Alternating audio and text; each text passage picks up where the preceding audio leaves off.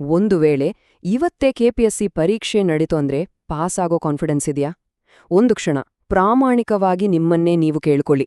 ಯಾಕಂದ್ರೆ ಇವತ್ತಿನ ಕಾಂಪಿಟೇಷನ್ನಲ್ಲಿ ಪ್ರತಿಯೊಂದು ಮಾರ್ಕ್ ಕೂಡ ನಿಮ್ಮ ರ್ಯಾಂಕ್ ಅನ್ನ ಡಿಸೈಡ್ ಮಾಡುತ್ತೆ.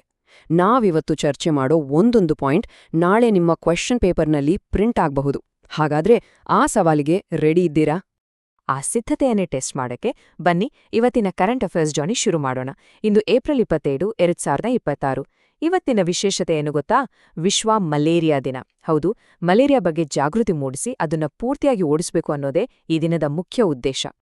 ವಿನ್ಸ್ ಲೊಂಬಾರ್ಡಿಯವರ ಈ ಮಾತು ಕೇಳಿ. ಪರ್ಫೆಕ್ಷನ್ ಅನ್ನೋದು ಸಿಗಲ್ಲ, ಆದ್ರೆ ನಾವು ಪರ್ಫೆಕ್ಷನ್ ಹಿಂದೆ ಬಿದ್ರೆ ಎಕ್ಸಲೆನ್ಸ್ ಅನ್ನ ಖಂಡಿತ ಹಿಡಿಬೋದು.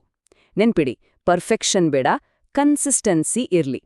ಪ್ರತಿದಿನದ ನಿಮ್ಮ ಈ ಸಣ್ಣ ಸಣ್ಣ ಪ್ರಯತ್ನಗಳೇ ನಿಮ್ಮ ರ್ಯಾಂಕನ್ನ ಫಿಕ್ಸ್ ಮಾಡುತ್ತೆ. ಕರೆಂಟ್ ಅಫೇರ್ಸ್ ಅನ್ನೋದು ನಿಮ್ಮ ಯಶಸ್ಸಿನ ಅರ್ಧದಷ್ಟು ದಾರಿ. ಸರಿ, ಹಾಗಾದ್ರೆ ಇವತ್ತಿನ ನಮ್ಮ ಕ್ಲಾಸ್ನಲ್ಲಿ ಏನೆಲ್ಲ ಕವರ್ ಮಾಡ್ತೀವಿ?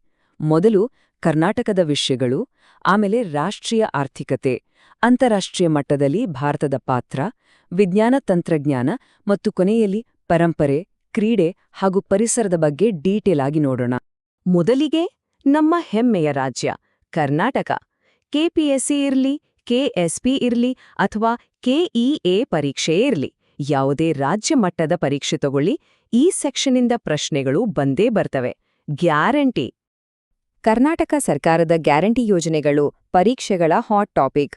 ಗೃಹಲಕ್ಷ್ಮಿ ಯೋಜನೆಯಡಿ ಮನೆಯ ಯಜಮಾನಿಗೆ ಪ್ರತಿ ತಿಂಗಳು 2,000 ರೂಪಾಯಿ ಸಿಗ್ತವೆ.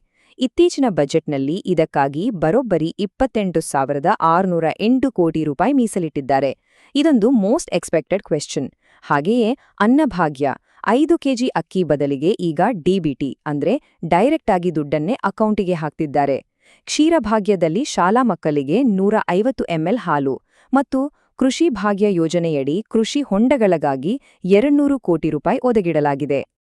ಈಗ ರಾಜ್ಯದ ಇನ್ಫ್ರಾಸ್ಟ್ರಕ್ಚರ್ ಮತ್ತು ಆಡಳಿತದ ಕಡೆ ನೋಡೋಣ.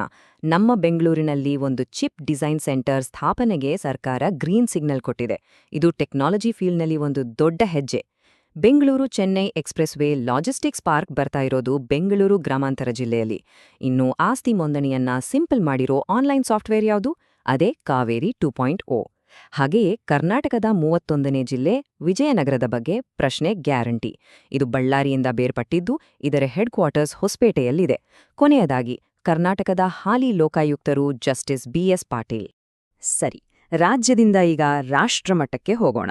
ನಮ್ಮ ದೇಶದ ಆರ್ಥಿಕತೆ ಮತ್ತು ಪಾಲಿಸಿಗಳು. ಯುಪಿಎಸ್ಸಿ ಮತ್ತು ಎಸ್ಎಸ್ಸಿ ಪರೀಕ್ಷೆ ಬರೆಯೋರಿಗೆ ಈ ವಿಭಾಗದ ಜ್ಞಾನ ತುಂಬಾನೇ ಮುಖ್ಯ. ಭಾರತದ ಆರ್ಥಿಕತೆಯಲ್ಲಿ ಇದೊಂದು historical moment.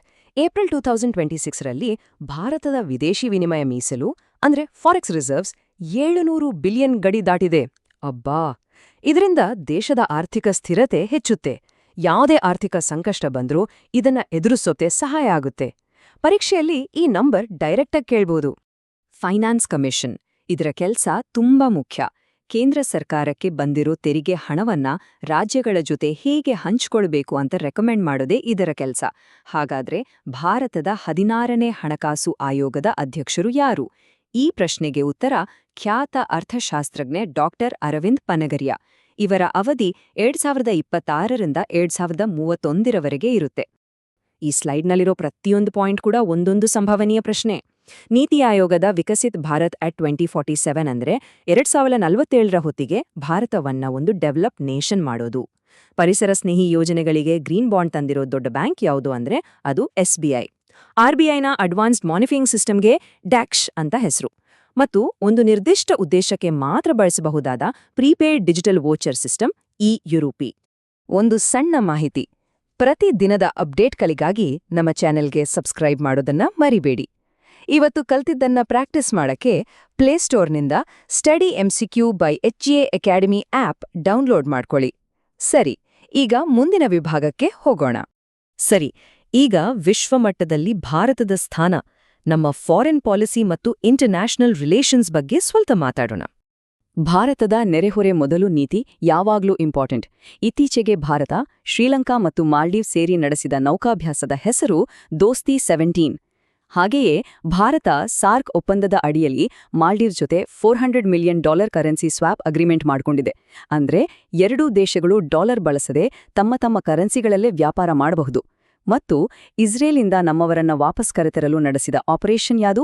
Operation Ajay.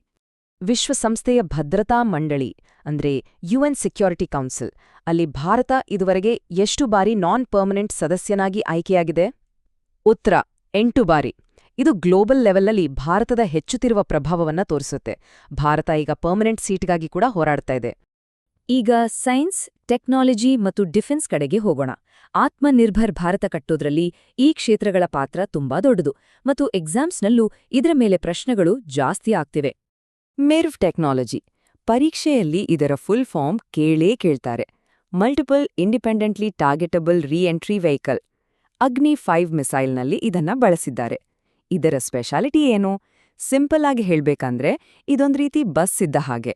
Bus ಒಂದೇ, ಆದ್ರೆ ಅದರಲ್ಲಿರೋ ಪ್ರಯಾಣಿಕರು ಬೇರೆ ಬೇರೆ ಸ್ಟಾಪ್ನಲ್ಲಿ ಇಳಿತಾರೆ ಅಲ್ವಾ? ಹಾಗೆಯೇ ಒಂದೇ ಮಿಸೈಲ್ ಹಲವು ಬಾಂಬ್ಗಳನ್ನ ಹೊತ್ಕೊಂಡು ಹೋಗಿ ಬೇರೆ ಬೇರೆ ಟಾರ್ಗೆಟ್ಗಳ ಮೇಲೆ ಒಂದೇ ಸಲ ಅಟ್ಯಾಕ್ ಮಾಡಬಲ್ಲದು. ಇದು ನಮ್ಮ ದೇಶದ ರಕ್ಷಣಾ ಸಾಮರ್ಥ್ಯವನ್ನ ನೆಕ್ಸ್ಟ್ ಲೆವೆಲ್ಗೆ ತಗೊಂಡು ಹೋಗಿದೆ. ಭಾರತದ ಟೆಕ್ನಾಲಜಿ ಪ್ರಗತಿಯ ಕೆಲವು ಹೈಲೈಟ್ಸ್ ನೋಡೋಣ. ಭಾರತದಲ್ಲೇ ತಯಾರಾದ ಮೊದಲ ವಿಮಾನವಾಹಕ ನೌಕೆ INS Vikrant national quantum mission ಅಡಿಯಲ್ಲಿ 2026ರೊಳಗೆ 50 ಕ್ಯೂಬಿಟ್ಸ್ ಸಾಧಿಸೋ ಗುರಿಯಿದೆ. ಭಾರತದ ಮೊದಲ 3D ಪ್ರಿಂಟೆಡ್ ಪೋಸ್ಟ್ ಆಫೀಸ್ ಎಲ್ಲಿದೆ? ನಮ್ಮ ಬೆಂಗಳೂರಿನಲ್ಲಿ. ಮತ್ತು ಲಕ್ನೋ ನಗರವನ್ನ ದೇಶದ ಮೊದಲ AI ಸಿಟಿಯಾಗಿ ಡೆವಲಪ್ ಮಾಡೋಕೆ ಉತ್ತರ ಪ್ರದೇಶ ಸರ್ಕಾರ ಮುಂದಾಗಿದೆ. ನೋಡಿ, ಒಂದೇ ಸ್ಲೈಡಲ್ಲಿ 4 MCQಗಳು. ನಮ್ಮ ಕೊನೆಯ ಸೆಕ್ಷನ್ಗೆ ಬಂದ್ವಿ. ಪರಂಪರೆ, ಕ್ರೀಡೆ ಮತ್ತು ಪರಿಸರ.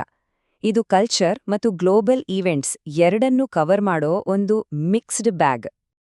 ನಾವು ದಿನದ ಆರಂಭದಲ್ಲೇ ಮಾತಾಡಿದ್ವಿ, ಏಪ್ರಿಲ್ 25 ವಿಶ್ವ ಮಲೇರಿಯಾ ದಿನ ಅಂತ. ಹಾಗಾದ್ರೆ 2026ರ ಥೀಮ್ ಅಥವಾ ಘೋಷವಾಕ್ಯ ಏನು? Accelerating the fight against malaria for a more equitable world. ಈ ಡೇಟ್ ಮತ್ತು ಥೀಮ್ ಎರಡನ್ನೂ ನೆನ್ಪಲ್ಲಿಟ್ಕೊಳ್ಳಿ. ಸಾಂಸ್ಕೃತಿಕವಾಗಿ ಹೊಯ್ಸಳರ ಅದ್ಭುತ ದೇವಾಲಯಗಳನ್ನ ಯುನೆಸ್ಕೋ ವಿಶ್ವ ಪರಂಪರೆ ಪಟ್ಟಿಗೆ ನಾಮಿನೇಟ್ ಮಾಡಲಾಗಿದೆ. ನಮ್ಮ ಬೆಂಗಳೂರಿನ ಕೆಂಪೇಗೌಡ ಏರ್ಪೋರ್ಟ್ನ ಟರ್ಮಿನಲ್ 2ಗೆ ಯುನೆಸ್ಕೋ ಏಷ್ಯಾ ಪೆಸಿಫಿಕ್ ಹೆರಿಟೇಜ್ ಪ್ರಶಸ್ತಿ ಸಿಕ್ಕಿದೆ. ವಾರಣಾಸಿಗೆ ಯುನೆಸ್ಕೋ ಸಂಗೀತದ ನಗರ ಅಂತ ಗುರುತಿಸಿದೆ. ಇನ್ನು ಪರಿಸರಕ್ಕೆ ಬಂದ್ರೆ ಸುಪ್ರೀಂ ಕೋರ್ಟ್ ಒಂದು ಐತಿಹಾಸಿಕ ತೀರ್ಪು ಕೊಟ್ಟಿದೆ. ಆರ್ಟಿಕಲ್ 21 ಅಂದ್ರೆ ಜೀವಿಸುವ ಹಕ್ಕು ಹವಾಮಾನ ಬದಲಾವಣೆ ವಿರುದ್ಧ ರಕ್ಷಣೆ ಪಡೆಯೋದನ್ನು ಒಳಗೊಂಡಿದೆ ಅಂತ ಹೇಳಿದೆ. ಈಗ ಸ್ಪೋರ್ಟ್ಸ್ ವರ್ಡ್ನ ಒಂದು rapid fire round. ICC test batting ರ್ಯಾಂಕಿಂಗ್ನಲ್ಲಿ ನಂಬರ್ 1 ಯಾರು? ಇಂಗ್ಲೆಂಡ್ನ ಜೋ ರೂಟ್. ಭಾರತದ ವಿದ್ಯಾ ರಾಮರಾಜ್ 400 ಮೀಟರ್ ಹರ್ಡಲ್ಸ್ನಲ್ಲಿ PT ಉಷಾ ಅವರ 39 ವರ್ಷ ಹಳೆಯ ರೆಕಾರ್ಡ್ನ ಸರಿಗಟ್ಟಿದ್ದಾರೆ. 2026ರ T20 ವರ್ಲ್ಡ್ ಕಪ್ ಭಾರತ ಮತ್ತು ಶ್ರೀಲಂಕಾ ಜೊತೆಯಾಗಿ ನಡೆಸಿಕೊಡ್ತಾ ಇವೆ. 2026ರ ವಿಂಟರ್ ಒಲಿಂಪಿಕ್ಸ್ ಇಟಲಿಯ ಮಿಲಾನ್ ಕಾರ್ಟಿನಾದಲ್ಲಿ ನಡೆಯಲಿದೆ. ಮತ್ತು 2026ರ ಕಾಮನ್ವೆಲ್ತ್ ಗೇಮ್ಸ್ನಿಂದ ಆಸ್ಟ್ರೇಲಿಯಾದ ವಿಕ್ಟೋರಿಯಾ ರಾಜ್ಯ ಹಿಂದೆ ಸರಿದಿದೆ. ಇನ್ನೂ ಕೆಲವು ಇತರೆ ಪ್ರಮುಖಾಂಶಗಳು. ಗುಜರಾತಿನ ಸೂರತ್ ಏರ್ಪೋರ್ಟ್ಗೆ ಇಂಟರ್ನ್ಯಾಷನಲ್ ಸ್ಟೇಟಸ್ ಸಿಕ್ಕಿದೆ. ಏಷ್ಯಾದ ಅತಿದೊಡ್ಡ ಸೋಲಾರ್ ಪಾರ್ಕ್ಗಳಲ್ಲಿ ಒಂದಾದ ಪಾವಗಡ ಸೋಲಾರ್ ಪಾರ್ಕ್ ಎಲ್ಲಿದೆ? ನಮ್ಮ ಕರ್ನಾಟಕದ ತುಮಕೂರು ಜಿಲ್ಲೆಯಲ್ಲಿ. ಕಲಬುರ್ಗಿಯ ತೊಗರಿಬೇಳೆಗೆ GI ಟ್ಯಾಗ್ ಅಂದ್ರೆ ಭೌಗೋಳಿಕ ಸೂಚಕದ ಮಾನ್ಯತೆ ಸಿಕ್ಕಿದೆ. ಮತ್ತು ವಿವಾದಿತ ಮೇಕೆದಾಟು ಯೋಜನೆ ಯಾವ ನದಿಗೆ ಸಂಬಂಧಿಸಿದ್ದು? ಕಾವೇರಿ ನದಿ. ಸರಿ, ಇವತ್ತಿನ ಇಡೀ ಚರ್ಚೆಯನ್ನ ಒಂದ್ಸಲ ಸಮರೈಸ್ ಮಾಡೋಣ. KPSCಗೆ ಓದೋರು ಕರ್ನಾಟಕದ ಯೋಜನೆಗಳು, ವಿಜಯನಗರ ಜಿಲ್ಲೆ GI ಟ್ಯಾಗ್ಗಳ ಮೇಲೆ ಹೆಚ್ಚು ಫೋಕಸ್ ಮಾಡಿ. UPSC ಪ್ರಿಪರೇಷನ್ ಮಾಡ್ತಿರೋರು 16ನೇ ಹಣಕಾಸು ಆಯೋಗ, MIRV ಟೆಕ್ನಾಲಜಿ ಅಂತ ನ್ಯಾಷನಲ್ ಟಾಪಿಕ್ಗಳನ್ನ ಆಳವಾಗಿ ಓದ್ಕೊಳ್ಳಿ. ನೆನಪಿಡಿ, ಇವತ್ತಿನ ನಿಮ್ಮ ಒಂದು ದಿನದ ಓದು ನಿಮ್ಮ ಗುರಿಯ ಕಡೆಗೆ ಇಟ್ಟ ಒಂದು ಗಟ್ಟಿ ಹೆಜ್ಜೆ. ನಾಳೆಯ ಸವಾಲಿಗೆ ನೀವು ಸಿದ್ಧರಾಗಿದ್ದೀರಾ? ಇವತ್ತಿನ ಯಾವ ವಿಷಯ ನಿಮ್ಮನ್ನ ಹೆಚ್ಚು ಯೋಚನೆ ಮಾಡೋ ಹಾಗೆ ಮಾಡ್ತು? ಕೆಳಗೆ ಕಮೆಂಟ್ ಮಾಡಿ. ನಾವು ನಾಳೆ ಮತ್ತೆ ಹೊಸ ಕರೆಂಟ್ ಅಫೇರ್ಸ್ ಜೊತೆ ಭೇಟಿಯಾಗೋಣ. ಅಲ್ಲಿವರೆಗೆ ಓದ್ತಿರಿ, ಶ್ರಮ ಪಡ್ತೀರಿ. All the best.